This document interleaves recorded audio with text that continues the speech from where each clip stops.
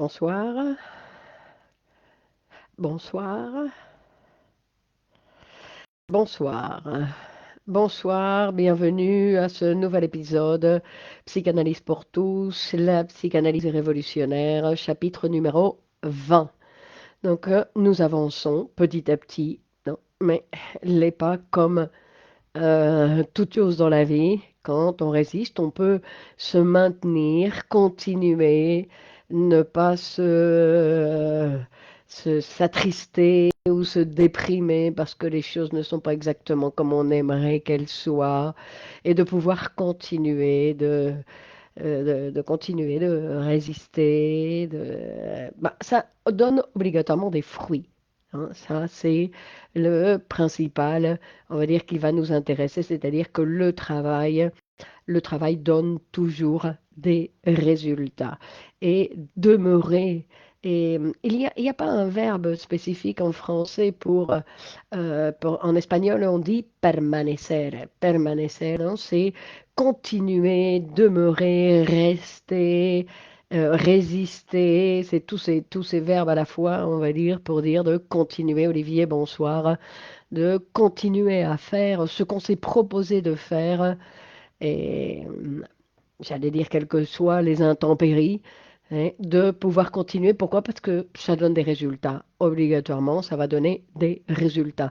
Pas obligatoirement les résultats que on attend quand on attend des résultats précis, mais qu'obligatoirement nous allons obtenir des résultats. Donc, bienvenue, Denise, bonsoir, Didier et Denise de Pau. Et bienvenue à vous. Donc, nous sommes arrivés au chapitre 20 de la psychanalyse révolutionnaire, où nous allons encore voir aujourd'hui un petit peu, Nathalie, bonsoir, pourquoi nous disons que la psychanalyse est révolutionnaire. Marlène, bonsoir, comment allez-vous? Comment va le Liban dans ces situations du Golfe assez catastrophiques? Et si, j'ai vu des bonnes nouvelles, hein. J'ai lu des bonnes nouvelles. Alors, je ne sais pas si elles sont vraies, mais j'ai lu des bonnes nouvelles qu'apparemment les Américains sont en train de se retirer. En tout cas, de s'éloigner, de s'éloigner, de s'éloigner. Bon. Et poup, attention, ça bouge. Donc, nous sommes arrivés au chapitre 20.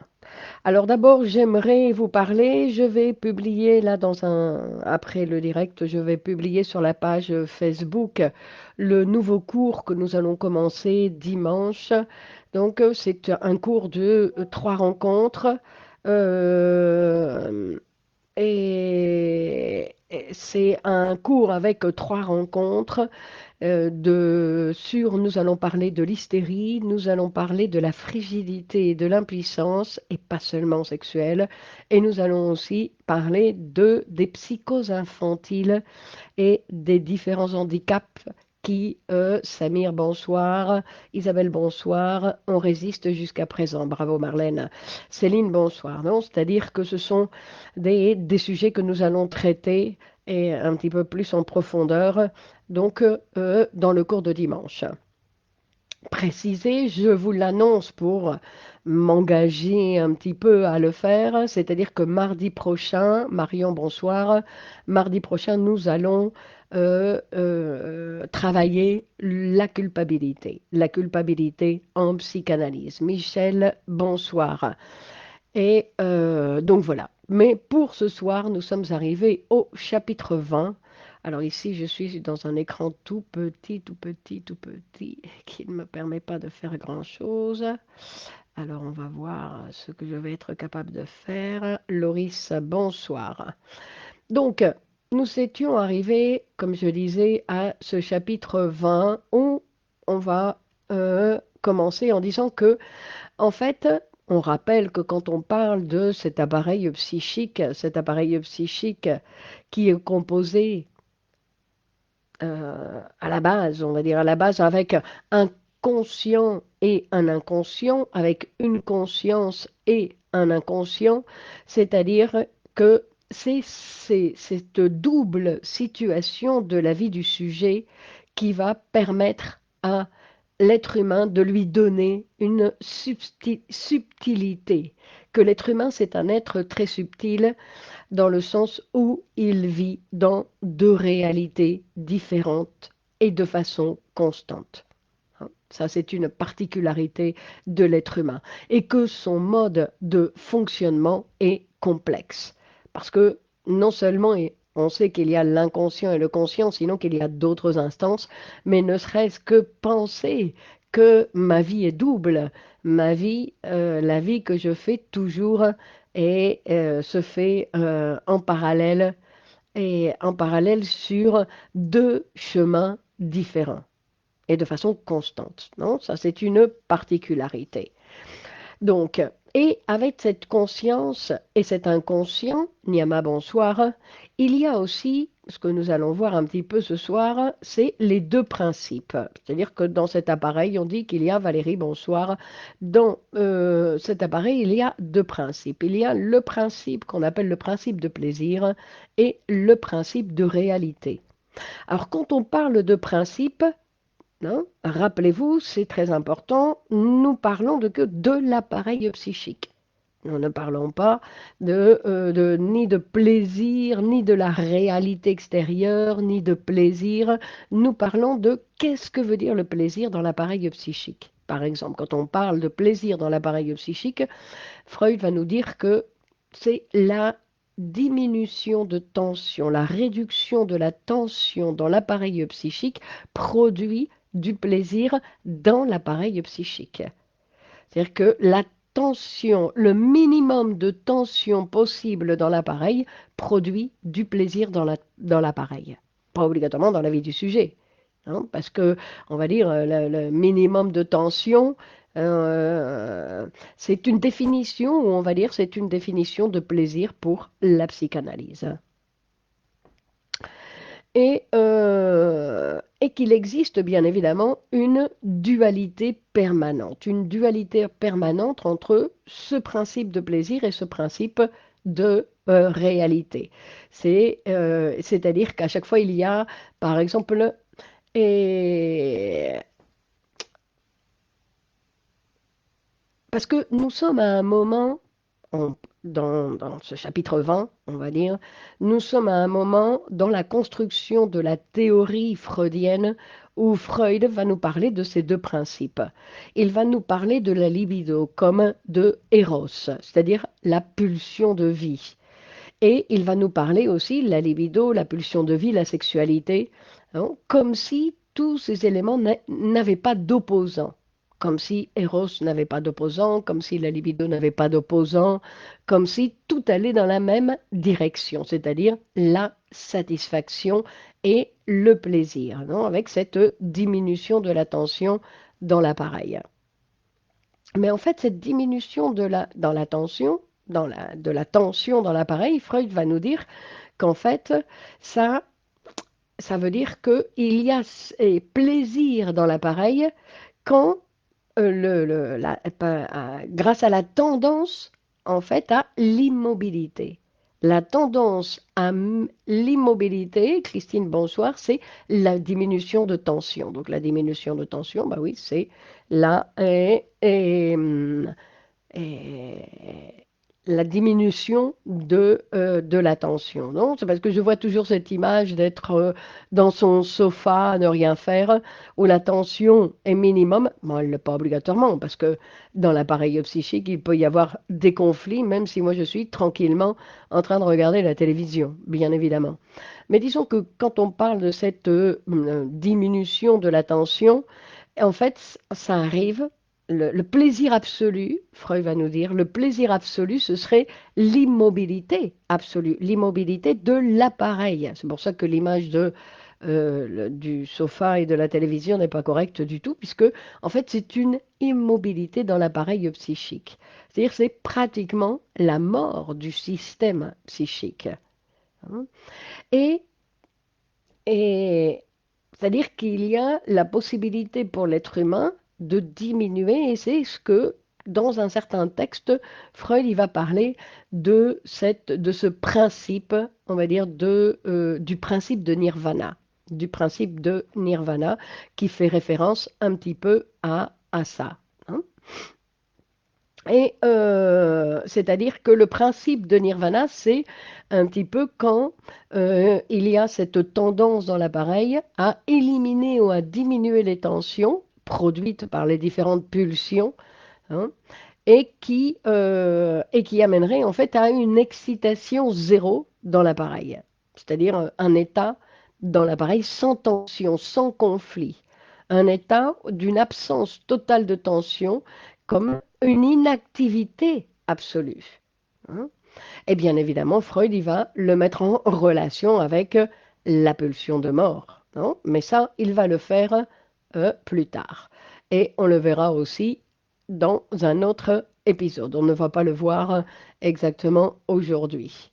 Mais c'est pour montrer que Menassa, ce qu'il va dire dans le livre, il va dire que entre eux, en fait, il existe cette différence qu'il y a entre ce que le sujet obtient et ce qu'il ambitionne, cette partie qu'il obtient, non? Entre ce qu'il ambitionne et ce que le sujet obtient, il dit ça, c'est la vie. Hein. Et il va nous expliquer que, bien évidemment, cette tendance de ce principe du nirvana, en fait, c'est une tendance un petit peu qui ressemble un peu à la pulsion de mort, dans le sens, c'est comme revenir au départ. Revenir, il va dire, quand chez le sujet, il n'y avait aucun mouvement. Revenir à ce qu'il était avant d'être. Rien. D'accord? Ça, c'est la particularité, on va dire, de cette tendance de l'appareil. Et c'est ce que Freud va découvrir. C'est-à-dire que tout notre appareil ne va pas dans le sens de la vie, ni dans le sens de la satisfaction, ou dans le sens du plaisir. Non, non. Il y a une tendance en chacun de nous revenir au néant, exactement. À l'inorganique, il va dire. À cette partie, c'est-à-dire que quand nous n'étions même pas conçus. Hein. Et donc, il dit que il va découvrir. Non. Mais avant ça, quand il pensait que justement tout l'appareil fonctionnait grâce au principe de plaisir, c'est-à-dire que la seule chose qui intéressait à l'appareil psychique, c'était de diminuer la tension, et pourtant, il découvre. Non, il va ensuite, quand il fait ses premières découvertes, et il découvre le problème du masochisme, le problème du sadisme, de l'exhibitionnisme, du voyeurisme, et dit bah, tout ça, ça ne va pas avec cette idée de diminution de la tension. Et même il va nous parler, et il va utiliser ça comme exemple, il va parler de ce qu'on appelle la réaction thérapeutique négative. Mais comment concevoir l'inorganique? Donc, il va parler de la réaction thérapeutique négative.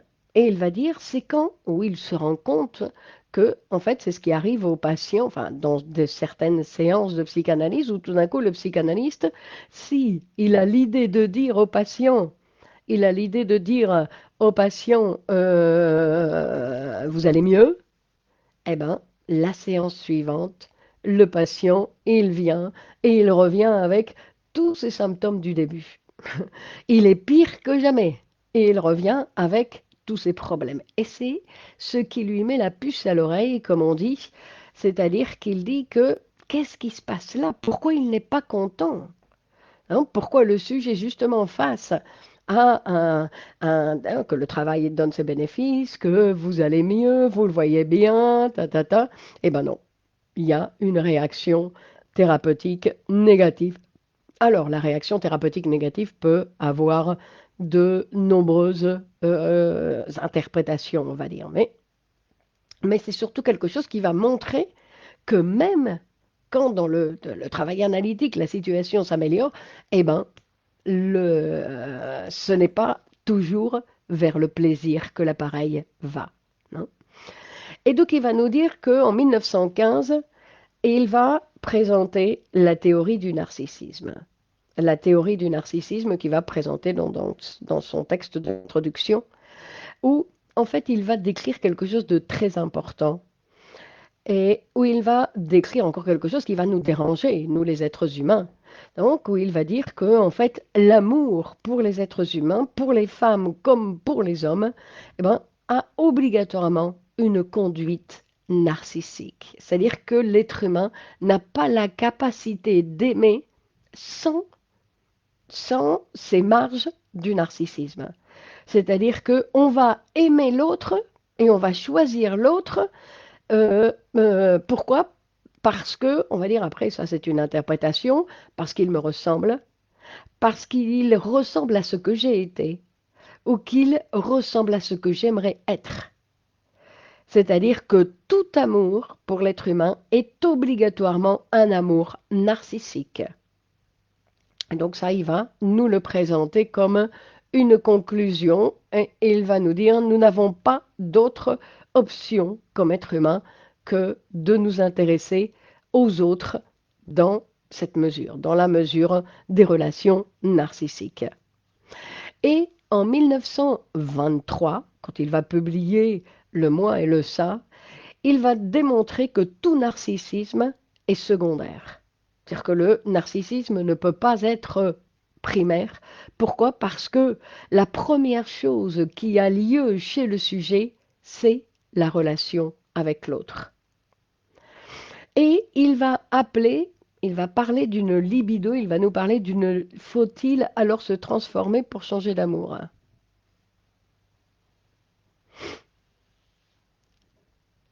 Non, parce que c'est pas nous qui nous transformons, sinon que ça dépend, je ne sais pas, je ne comprends pas la question. Qu'est-ce que vous voulez? Changer d'amour? Changez-vous? Si vous changez vous, vous allez changer d'amour? Non, on peut changer sans avoir besoin de changer d'amour. Bon, ce que je veux dire, c'est que il va parler de cette libido, il va parler d'une libido désexualisée. Et la libido qu'il va appeler désexualisée, c'est cette libido que le sujet, bonsoir Annie, va retirer de l'objet amoureux pour le mettre sur lui-même. Vous vous rappelez qu'on avait vu que la libido, c'est une énergie psychique qui, en fait, qui voyage, qui contourne les objets qui intéressent le sujet, ou plutôt, les objets sont intéressants pour le sujet une fois que sa libido les a contournés. Non, tous les objets qui nous intéressent, en fait, c'est parce que notre libido les a contournés. C'est pour ça qu'on peut, à un moment donné, dire ça ne m'intéresse pas, et puis petit à petit, je continue à être là, je continue à être là, puis comme ma libido, ben, elle le contourne, ben, je finis par bien aimer ou apprécier ou m'intéresser par cet objet. Et en fait, c'est pour ça qu'on va parler d'une libido d'objet et une libido du moi. Et il explique, Freud, que en fait, cette libido désexualisée, c'est cette libido qui était retirée de l'objet. C'est pour ça qu'on va dire que c'est un narcissisme secondaire, parce que la libido qui va former mon narcissisme, c'est une libido que j'ai dû retirer de l'autre. Que j'ai dû retirer de l'autre pour le mettre sur mon moi. C'est-à-dire que la libido va naître grâce à l'autre ou avec l'autre comme semblable, hein, comme semblable. Donc Freud nous dit que ce narcissisme est toujours secondaire, que la libido d'objet, euh, donc c'est toujours bien évidemment une libido qui me met en relation avec l'autre. Et il dit qu'il y a un fait sexuel qui est le narcissisme, qui est toujours secondaire, où le sujet retire la libido d'objet et la place sur son propre moi. Et quand il la place sur son propre moi, c'est là où on parle de libido désexualisée.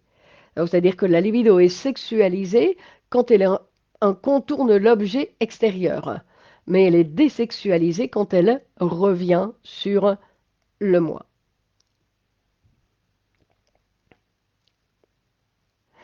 Et il va dire que, en fait, Freud va découvrir ce narcissisme secondaire. Il dit que quand il étudie le mécanisme de la sublimation. Alors, rappelons que la sublimation, c'est un destin des pulsions. Donc, la pulsion, cette énergie psychique qui a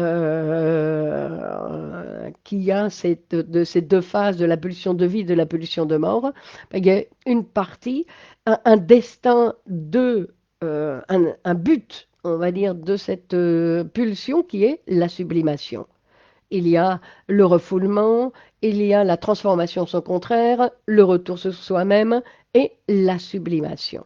Et la sublimation, c'est un mécanisme bien évidemment très important parce que c'est le mécanisme de sublimation sans lequel la civilisation n'existerait pas. Donc la civilisation, l'histoire de l'humanité existe grâce au mécanisme de sublimation. Et donc, parce que Freud il s'est rendu compte que pour sublimer, nous avons besoin d'énergie et que le sujet pour sublimer, il enlève la libido qui entoure l'objet et récupère. Non, c'est-à-dire que on va dire que pour travailler, il faut cesser d'aimer.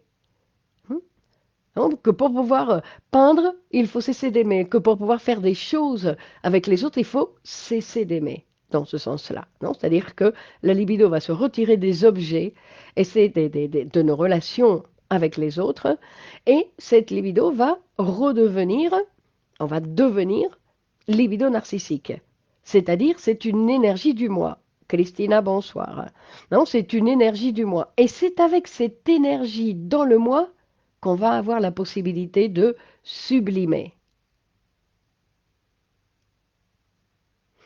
Je ne sais pas pourquoi il ne sublime pas. Si, Trump, il doit sublimer. Non, parce qu'on va dire sublimer, c'est travailler. Non, c'est renoncer, en fait, à maintenir ces relations. C'est pour ça que quand on est très amoureux, ben, on a des difficultés pour travailler. Non, parce qu'on a des difficultés à retirer notre libido de notre objet d'amour. Bon. Et, euh, et c'est pour ça aussi qu'il va dire que donc cette énergie qui revient sur le moi, et que c'est pour ça qu'il va dire que le narcissisme est absolument nécessaire, qu'on ne peut pas l'éliminer. Et Freud va appeler sublimation à toute déviation de la libido qui a lieu, qui, au lieu de rester dans le moi, se transforme en production sociale. Donc trop, ben, c'est il sublime aussi. Hein. Production sociale. C'est-à-dire que, parce que là, si je garde la libido dans le moi, j'agrandis mon narcissisme. Donc, obligatoirement, n'est pas très utile. Par contre, si cette énergie qui revient sur le moi et qui est disponible et que je peux utiliser pour la production, même pour une production sociale. C'est-à-dire, par exemple, pour construire des ponts, des routes, pour aller travailler, pour la poésie, pour l'art, le théâtre, la peinture, le cinéma, c'est-à-dire tout ce qui a comme but quelqu'un que je ne connais pas. Et va dire ça, c'est le but du travail en général. C'est-à-dire que normalement, on travaille et que les résultats de notre travail, ça va être pour quelqu'un qu'on ne connaît pas. Et quand on dit qu'on ne connaît pas, c'est-à-dire que non, je pensais par exemple le travail du psychanalyste. Mais c'est vrai que le psychanalyste, il ne connaît pas son patient. Il connaît une partie de son patient, il connaît quelque chose de son patient, mais il ne connaît pas la personne. Hein. Tout comme le médecin. Hein. Bon. Et, euh, et c'est là où il va nous parler d'un autre type d'amour. Et un autre type d'amour qui n'est pas l'amour narcissique. Parce que si l'autre, je ne le connais pas, hein, et c'est pour ça que pour pouvoir travailler, ben, il faut un degré de générosité. Parce que ce n'est pas la même chose de travailler pour quelqu'un qu'on connaît, pour notre maman chérie. Donc, ça, c'est une autre chose, on va dire, donc, que c'est un amour narcissique. Par exemple, mais travailler, justement, c'est quelque chose de généreux dans le sens où on va produire des choses et on ne connaît pas, non, on dit d'ailleurs qu'il est interdit pour un travailleur. Enfin, oui, il est interdit pour un travailleur de s'approprier de son travail. Non, celui qui se met des médailles parce que son patient va mieux. Ça, c'est vouloir s'approprier du travail réalisé. On ne se met pas de médaille, en plus parce que si le patient va mieux, c'est parce que c'est le travail du patient qui nous a utilisé correctement. C'est pas à nous, c'est la psychanalyse où que nous avons fait notre formation, notre propre psychanalyse, que nous avons fait les choses correctement pour que le patient puisse nous utiliser correctement et obtenir des bénéfices. Mais c'est pas pour moi la médaille.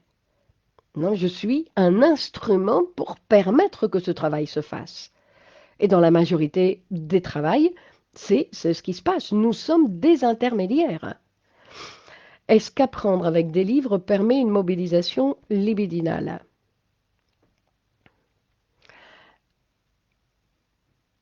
Et oui, bien sûr, bien sûr, bien sûr. Que lire, vous dites? Non, parce que quelle est la différence entre lire ou apprendre avec des livres? Hein? Sans personne. Donc vous dites, on va éliminer les autres personnes, hein. Je vais rester avec des pages, des feuilles. Hein. Mais oui, parce qu'il y a une relation avec l'auteur. Il y a une relation avec cette personne qui me parle dans le livre. C'est une personne. Le livre, il n'est pas tombé du ciel. Le livre, c'est un être humain qui l'a écrit. D'ailleurs, c'est le poète italien Pavese qui disait, dans chaque livre, il y a un être humain qui me parle. Je dois me rendre compte que ce n'est pas une histoire qui a été fabriquée par la IA. C'est un être humain qui me raconte une histoire. Donc, bien évidemment qu'il y a non, une relation. Des fois, on est passionné par un livre, on dit c'est mon meilleur ami actuel.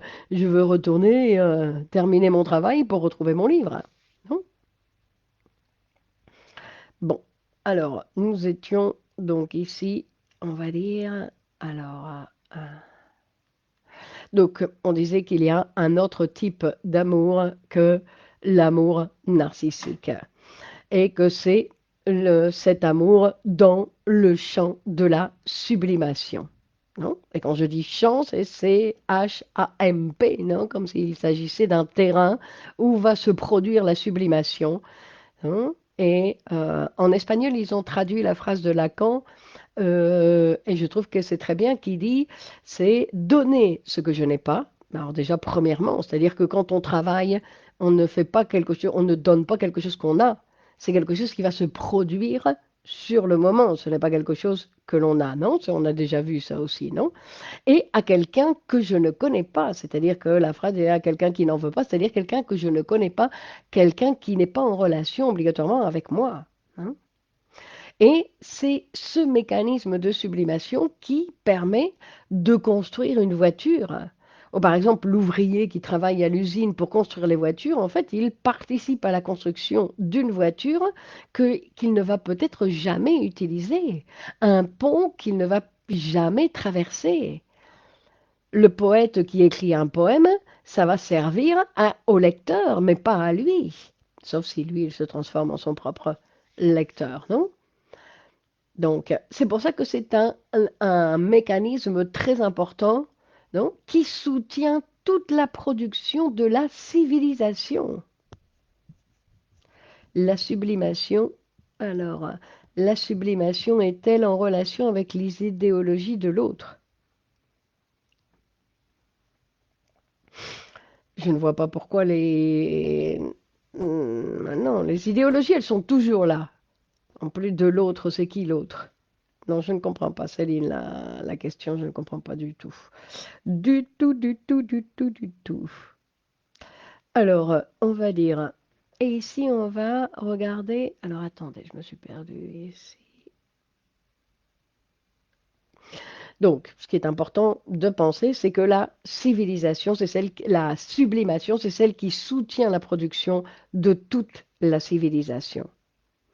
Imaginez que au départ, hein, au départ, l'être humain, c'était une horde primitive où il existait encore le cannibalisme. Lire un livre, c'est écouter les paroles de l'auteur qui parle sans être interrompu. Mais nous, on peut l'interrompre, on peut arrêter la lecture. Bon, l'époque où nous étions des cannibales. On a dû nous interdire. Et d'ailleurs, c'est une des interdictions que nous acceptons le mieux possible, le mieux, non? Il y a des degrés de sublimation. La boxe, la guerre n'impliquent pas le même type de sublimation que la poésie ou l'art et la philosophie. Mais je ne sais pas des degrés dans quel sens. Comment vous mesurez-vous la sublimation? Disons que ça ne produit pas les mêmes choses. C'est vrai que ça ne produit pas la même chose, non? Une poésie, une art, la philosophie, un livre que la guerre. Ça ne produit pas la même chose, mais ce sont des effets de la civilisation humaine. Est-ce que la sublimation relève du fantasme? Non, c'est obligatoirement, Cécile, c'est obligatoirement quelque chose que l'on va voir dans la réalité. C'est quelque chose qui est en relation avec la production sociale. D'accord? Parce que, après, Denise, vous pouvez dire, je trouve que c'est mieux de sublimer et de produire de la poésie. Vous pouvez le dire, mais ça, c'est une opinion, on va dire. Hein? Une opinion, même si je la partage, je veux dire, mais ça n'est qu'une opinion. Qu'est-ce qui est le plus important dans la production d'une civilisation? Aujourd'hui, nous savons que Freud, il a écrit le livre le Pourquoi de la guerre, où il a dit que la guerre chez l'être humain est inévitable. Pourquoi? Parce que l'être humain, il est comme ça. C'est une particularité de l'être humain, c'est-à-dire qu'il doit détruire. Ce n'est pas le même investissement spirituel. Mais on ne parle pas de spirituel en psychanalyse. Non, on ne parle pas de spirituel, c'est-à-dire ce n'est pas le même investissement. Nous ne savons pas. Non, que la sublimation, je veux dire que la sublimation, quel est le... Parce que nous devons savoir, si on reparle de la libido, parce qu'en fait c'est cette énergie que nous allons utiliser pour la sublimation, en fait que cette libido, nous avons tous une certaine quantité de libido. Nous n'avons pas tous la même. Chacun a sa quantité de libido. Et en fait, c'est ce que nous allons faire avec cette libido qui est important. C'est-à-dire que s'il y a des gens, par exemple, qui ont la libido qui est un peu coincée, coincée dans le sens où elle est restée bloquée, une partie est restée bloquée dans l'enfance, ou elle est restée bloquée dans un élément, ou qu'elle est constamment refoulée. Donc, le sujet ne peut pas faire grand-chose. Quand cette libido se débloque, on va dire qu'elle revient au service du sujet, c'est-à-dire qu'elle peut être en relation avec les autres, revenir sur le moi, non? C'est-à-dire qu'elle peut aller et venir. C'est ce qui va permettre que le sujet puisse faire utiliser pour sublimer, utiliser pour faire des choses. Sublimation et création. Oui, mais la sublimation, c'est aussi dans le travail. Hein, où il n'y a pas obligatoirement, je veux dire qu'il y a sublimation quand dans tout le travail, un fonctionnaire qui va recevoir non, un citoyen pour l'aider à faire ses papiers, il est en train de sublimer. Hein, il est en train de travailler, donc il est en train de sublimer. Ce n'est pas obligatoirement toujours la sublimation, quelque chose d'extraordinaire. Hein. On va dire. Non. Donc, mais pour revenir à cette idée du cannibalisme, à l'époque où nous nous mangions les uns les autres, et que nous avons dû arrêter de le faire. Pourquoi? Ben, pour pouvoir construire un pont, pour pouvoir traverser le fleuve. C'est-à-dire que pour pouvoir transformer la nature, nous avons dû renoncer à certaines tendances animales, je dirais, encore que les animaux ils ne se mangent pas les uns les autres, mais les êtres humains, si, ils étaient cannibales. Non, c'est-à-dire que, et que pour pouvoir construire un pont, pour pouvoir faire face aux difficultés que la nature nous empêchait, on ne pouvait pas traverser le fleuve sans le pont, et donc on se trouvait coincé dans un endroit qui ne nous convenait pas. Et que pour ça, il était nécessaire de parler. C'est pour ça que la parole chez l'homme se produit face au besoin de travailler, face au besoin de transformer la nature. Est-ce que la sublimation est un déplacement de la libido? La sublimation est un déplacement de la libido qui produit dans la réalité quelque chose. C'est pas simplement dans le vide. Il y a production sociale. La sublimation est un changement d'état, de l'état solide à l'état gazeux sans passer par l'état liquide. C'est ça l'aspect spirituel, les productions culturelles. C'est un changement d'état. Oui, si vous voulez, c'est un changement d'état. Non, c'est-à-dire qu'il y a une transformation, que cette énergie, en fait, qui était dans le moi et qui ne servait à rien, ben, je vais l'utiliser pour fabriquer quelque chose qui va servir à d'autres. Hein. Mais donc, et tout ça, ça a commencé parce qu'un jour, il a été nécessaire de faire face aux effets de la nature et que pour faire face aux effets de la nature, nous avons dû commencer à parler pour nous unir à d'autres êtres humains pour pouvoir travailler ensemble. Alors ça, c'est une version, non, des origines du langage, des origines du travail, non, apparemment, il y a une version qui donne cette idée que, à l'origine, en fait, la création du langage et la création du travail se sont donné la main pour pouvoir se produire, hein, pour cesser, on va dire, pour que l'être humain cesse d'être un animal, pour pouvoir commencer l'histoire de l'homme. Pour pouvoir sublimer, ils ont dû commencer à parler. Le contraire de la sublimation est le désir de l'inorganique. Le contraire de la sublimation, ce serait, moi je dirais plutôt que c'est l'autre tendance, l'autre destin de la pulsion, c'est-à-dire ce serait le refoulement. Hein. C'était de la survie. Peut-être. Peut-être.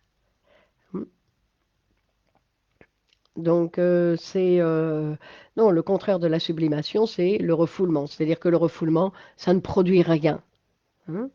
Parce que le désir de l'inorganique, cette tendance qui existe en chacun de nous, c'est pour ça que nous devons penser que dans chacun de nous, en fait, quand on dit que nous reconnaissons avoir un désir, il y a toujours ce tiraillement entre, comme s'il y a quelqu'un en moi qui disait oui et quelqu'un en moi qui disait non.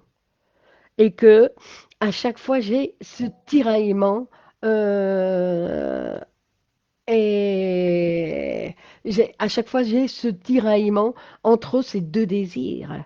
Parce que mon désir n'est jamais à 100% de la même manière que mon amour n'est jamais à 100%.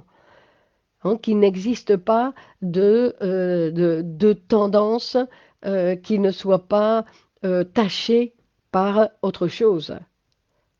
Non, c'est-à-dire qu'il y a toujours ce tiraillement entre je veux et je ne veux pas, je l'aime et je le déteste, et qu'à chaque fois nous avons ce tiraillement. C'est pour ça que quand nous arrivons à faire quelque chose, c'est parce que nous avons dû dire non à cette tendance qui me disait aujourd'hui, oh ben non, tu vas pas faire de direct, allez, trouve une excuse et tu fais pas de direct, par exemple. Ben, j'ai réussi à dire non à cette tendance qui existait en moi de dire non, non, j'ai pas envie de le faire, non, et c'est l'autre qui a gagné et qui a dit si, tu vas le faire. D'accord? Donc, ça, c'est intéressant aussi. C'est-à-dire qu'il y a toujours cette pulsion de mort qui est tout le temps là et qui nous tire. Alors, à chaque fois qu'on arrive à faire quelque chose, eh ben, les engagements permettent de sublimer. Non, les engagements, plus que permettent de sublimer, les engagements permettent de faire. Parce que si je n'avais pas d'engagement, ben, je dirais, oh, ben, je ne le fais pas. Hein. Oh, je le fais un autre jour. Hein. D'accord? Donc, c'est pour ça que les engagements, les compromis sont intéressants pour nous aider à faire les choses. Parce que sinon, il y a toujours cette tendance à être bloqué, à ne pas faire, qui nous tire, hein, la violence matérielle brute et sans sublimation. Pourquoi? Cette tendance ressemble à de l'hystérie. Quelle tendance? Et la violence matérielle brute est sans sublimation. Si elle ne produit rien, non, c'est une production sociale. Une guerre, c'est une production sociale. Elle produit la destruction. C'est pour ça que c'est pas toujours un mot où on va dire ah, comme c'est pour ça qu'il n'y a pas de choses qui sont exclusivement bonnes, hein, ni de choses qui sont exclusivement mauvaises. Derrière chaque action, il y a de l'égoïsme. Derrière chaque action, il y a de l'égoïsme. Oui, Céline. Derrière chaque action, il y a de l'égoïsme. Mais ça ne veut pas dire que ce que je fais, c'est de façon égoïste, mais et je sais qu'il y en a d'autres, parce que si je produis quelque chose socialement, il y en a d'autres qui vont en profiter. Si je vais travailler tous les matins, ben, il y en a d'autres qui vont profiter de mon égoïsme, de faire un choix entre ce que l'on veut ou on ne veut pas. Non. Non, parce que c'est en relation avec son propre désir. C'est pas qu'il y a un tiraillement entre je veux et je ne veux pas, c'est qu'elle elle se rend même pas compte qu'elle veut. Non, c'est une autre chose. D'ailleurs, nous allons faire, Annie, un nouveau cours sur l'hystérie qui va faire référence à ça, où ça va être hystérie, simulation ou vérité. Le meurtre est une production sociale.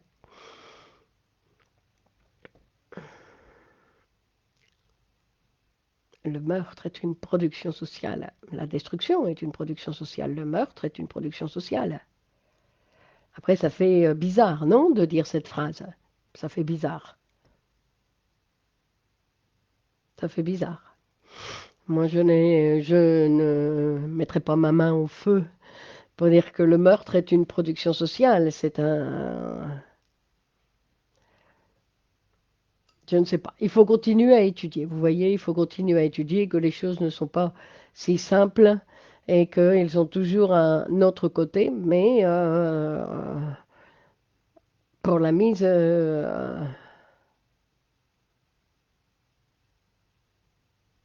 je ne sais pas, je vais y réfléchir. Si on va peut dire que le meurtre est une production sociale.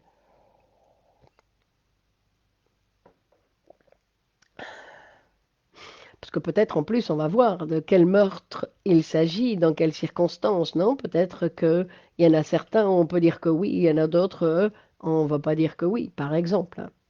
Hein, j'imagine hein, que... donc, c'est une production dans le social plutôt. C'est une production dans le social plutôt, oui. C'est une petite nuance intéressante. Effectivement, ce n'est pas la même chose, non? Parce que normalement, on dit que sublimer, c'est quelque chose que je vais produire quelque chose qui va servir à d'autres. Hmm. Bon, c'est une question qu'on va mettre, qu'on va laisser ouverte et voir si j'arrive à aller étudier un petit peu la guerre intègre des meurtres. Oui, oui, ça, je sais. Euh, des assassinats en grand nombre. Bon, messieurs, dames, on continue la semaine prochaine. Le meurtrier n'arrive pas à sublimer sa violence. Bah, et peut-être, non, c'est un meurtrier. Il y a des gens qui veulent tuer, non? Pour que vous voulez sublimer la violence. On sublime la libido du moi, la libido narcissique. On sublime pas la violence. Hein? Qu'est-ce que ça veut dire sublimer sa violence? On sublime pas n'importe quoi. On va sublimer la libido qu'on a retirée des objets pour l'utiliser pour une production sociale. Le meurtrier, c'est un meurtrier. Il a une tendance, parce que le meurtrier, on va dire à la base, non, le meurtrier, c'est en relation avec le complexe d'Oedipe. C'est-à-dire, donc, le meurtre rejoindrait totem et tabou. Oui, effectivement, Olivier. Non? Sublimer est-il toujours positif? Ben justement, c'est ce qu'on est en train de voir, que peut-être que non. Le capitalisme fondé sur l'égoïsme des bourgeois permet leur sublimation. Et merci à vous, Marlène. Non, mais qu'est-ce que j'ai vu là où je voulais répondre? Le meurtrier n'arrive pas à sublimer sa violence. Mais c'est pas le meurtrier qui n'arrive pas à sublimer sa violence, parce qu'en fait, oui, je voulais dire, le meurtre, c'est en relation avec le complexe d'Oedipe. Hein. T'as le meurtre, les vols, c'est en relation avec le complexe d'Oedipe. Donc, c'est ne pas avoir accepté la loi d'interdiction. Hein. Le meurtrier, ce n'est pas qu'il n'arrive pas à sublimer sa violence ou que son agressivité eh ben, fait qu'il en arrive à tuer quelqu'un. Non, c'est un meurtrier, c'est quelqu'un qui est en relation, c'est comme quelqu'un qui va tuer son père. L'égoïsme des bourgeois, cliché. C'est un cliché, l'égoïsme des bourgeois. Oui, comme s'il n'y avait que les bourgeois qui étaient égoïstes, non? Vous donnez un sens très large à la sublimation. Peut-être. Peut-être. Bon, ben, allez, il faudra qu'on revoie le sujet. D'accord, Denise. Nous reverrons le sujet sur ce qu'est la sublimation. D'ailleurs, je crois que dans YouTube, j'avais déjà fait une vidéo sur la sublimation qui était assez intéressante et je crois que dans mon livre de Tous en psychanalyse aussi, il y a un chapitre sur la sublimation que nous pourrions peut-être relire. D'accord. Bon, mesdames, messieurs, merci de partager sur vos réseaux cette vidéo pour que nous puissions être plus nombreux donc à suivre ces directs. Et et nous nous retrouvons mardi prochain à la même heure. Et si vous ne pouvez pas attendre, ben, vous pouvez vous inscrire au cours de dimanche à 17 heures. Allez, bonne continuation, bonne fin de soirée et à la semaine prochaine. Au revoir.